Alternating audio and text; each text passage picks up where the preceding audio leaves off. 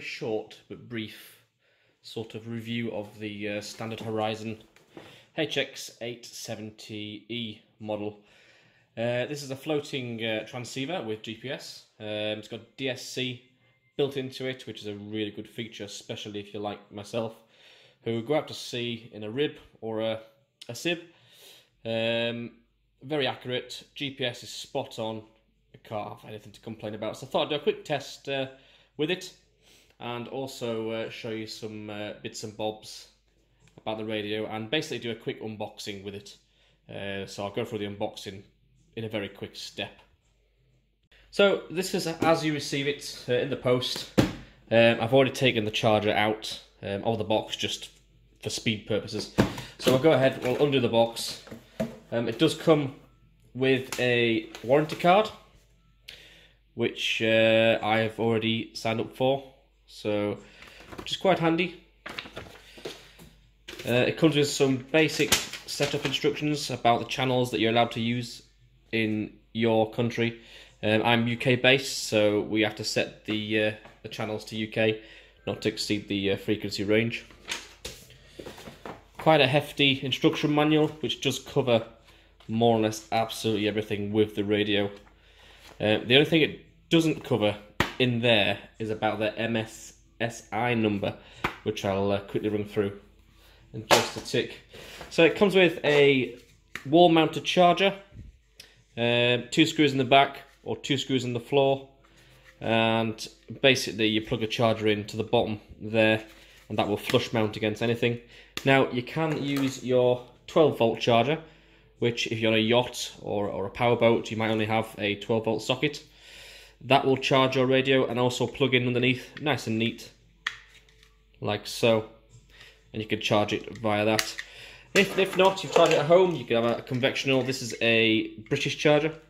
They do come off, so it does disconnect from there. You can put an American charger on there, a European charger. The same principle, that just goes underneath there, plugs in. Bob's your uncle. So we'll go through what's in the box. You get your antenna, nice flexible antenna, not like these rigid ones that do get in the way sometimes when you're especially on a SIB. You get your high power lithium battery pack, which this unit has already been on charge for about 8 hours yesterday. It was brand new yesterday, so it's fully charged now, ready to go.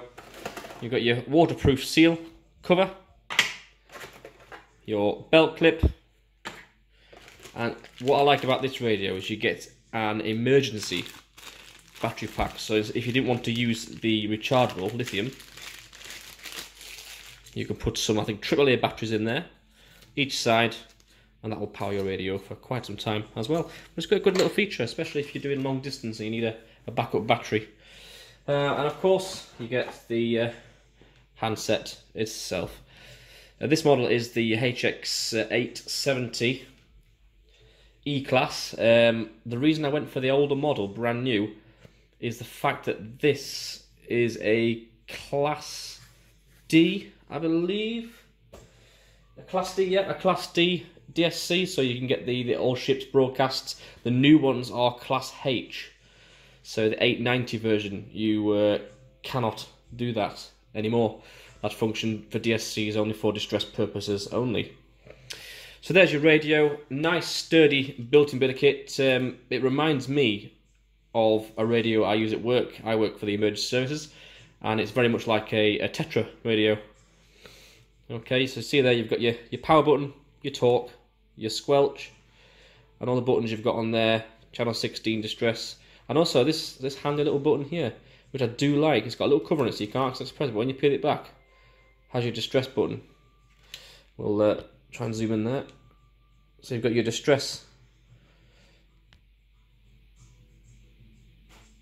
So it's quite handy, and also you've got a data plug on the side, which will flick open, and you do get a USB lead with this. Mine's already been programmed last night. Okay, so we'll go ahead and we'll put it together.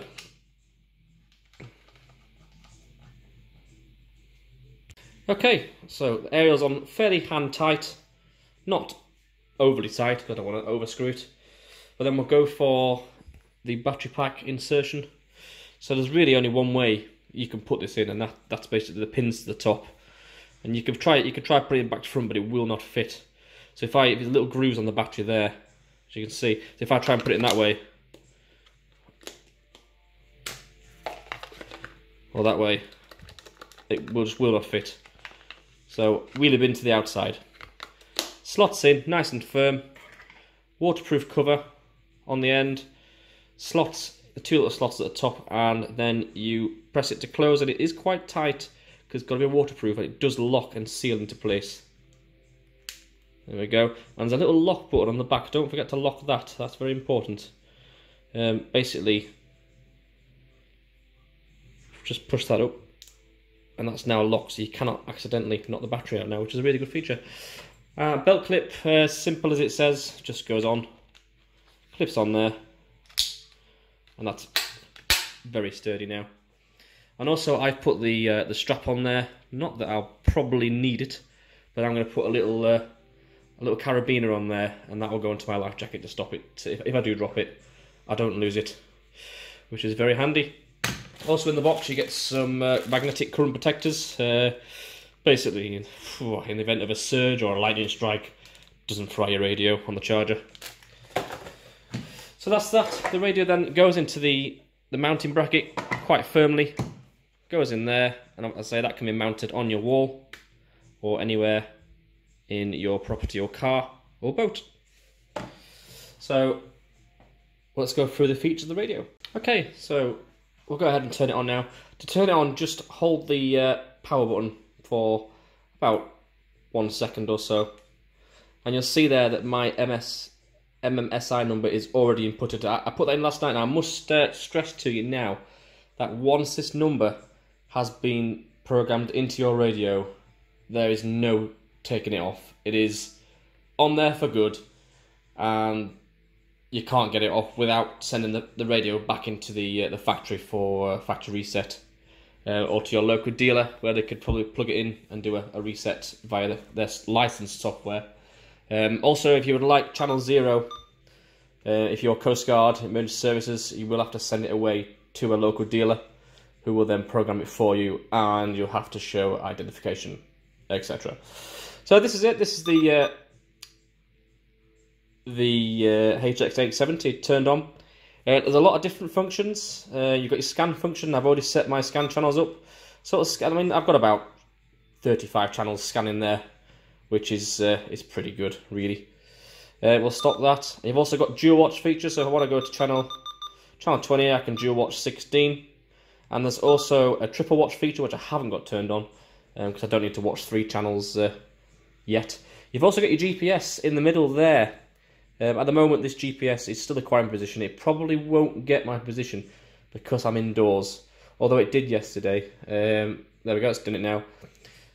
But I wouldn't count on it being accurate because we're indoors. We're not open, and obviously the time's UTC 14:29.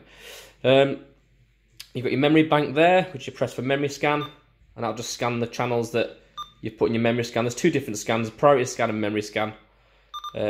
I just set them up as one main scan unit. If we scroll along, you've got your compass bearing, course over ground, speed over ground in knots, and that's monitoring 16 as well. So you can actually input waypoints into this device, which is quite a handy feature. And if we go back now, you press mark, you can put a waypoint in and select the waypoint.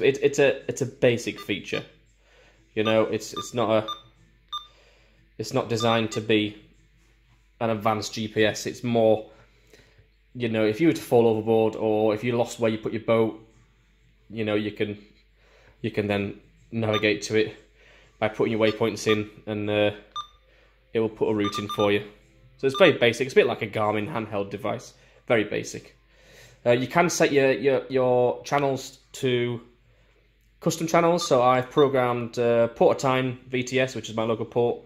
So time VTS in there as well. We'll scroll along the bottom. These are just quick access here. You've got loggers, so you can log what you're doing, log your waypoints. Noise cancellation. You've also got voice activated as well. So if you had a headset in and you want to talk, it would pick your voice up, but not something I would use. A handy little feature that I found on this radio as well is if you drop it in the water, you will display a strobe light, which is really handy, especially if it's nighttime, you drop your radio. Really handy bit of kit to have. And also, if man overboard, it will come on. And also, when your radio is turned off, and you drop this in the water with your radio turned off, you can set it to turn your radio on and flash your strobe. I've just got it to strobe flash, so it will flash the strobe if it was to be in contact with water. You've got your power, that's your power, high, low, medium, low. Your man overboard button, so that's your man overboard. Basically, it'll save a waypoint. We don't want to set that now.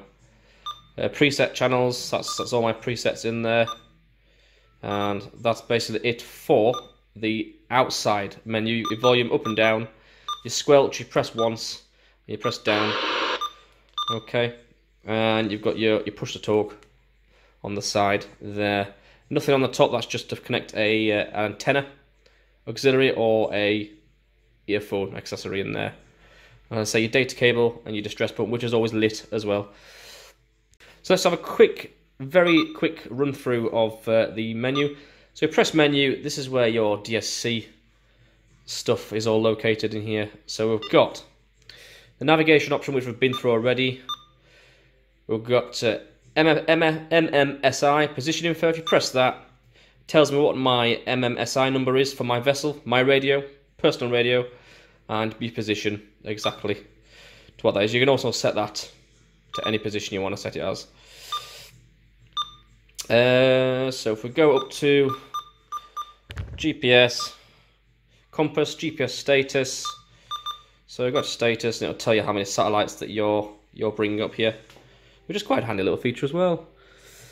So we'll go back to the main menu. We'll do a bit of DSC.